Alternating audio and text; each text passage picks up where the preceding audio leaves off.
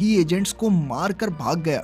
वहीं दूसरी ओर जब इयन और एस्टर परसेप्टर के घर पहुंचे तो इयन ने देखा कि उसकी मां अब भी जिंदा थी, लेकिन एक्सपेरिमेंट्स की वजह से उनकी हालत मुर्दों जैसी हो गई थी। इयन अपनी मां के दिमाग में गया तो उसे परसेप्टर दिखाई दिया और उसने कहा कि उसे दुख है कि इयन को अपनी मां को इस हालत में देखना पड़ रहा है। खैर फिर परसेप्टर ने कहा कि इयन अर्ज़ला की याददाश्त के जरिए उससे बात कर सकता है। जैसे ही इयन अर्ज़ला के दिमाग में घुसा तो उसने एक जवान अर्ज़ला को देखा जो अपने छोटे से बेटे के साथ खेल रही थी।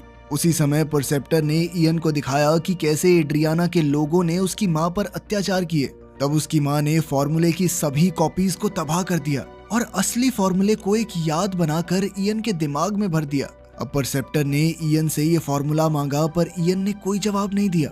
इयन को एहसास हो गया कि उसकी मां ने ये फॉर्मूला सिर्फ उसे इसलिए दिया ताकि ये किसी और के हाथ ना लग सके।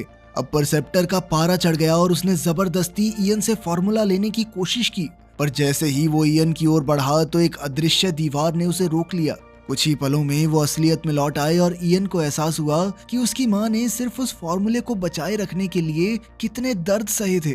उसी वक्त एड्रियाना और उसके एजेंट्स कमरे में घुस आए पर इयन बहुत गुस्से में था और उसने सब पर हमला कर दिया।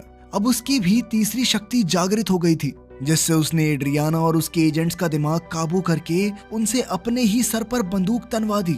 एड्रियाना ने उससे रुकने की भीख मांगी, पर तभी परसेप्टर ने वहां आकर इयन से कहा कि उसे इन सबको मार देना चाहिए क्योंकि इन्होंने उसकी मां पर इतने जुल्म ढाए थे।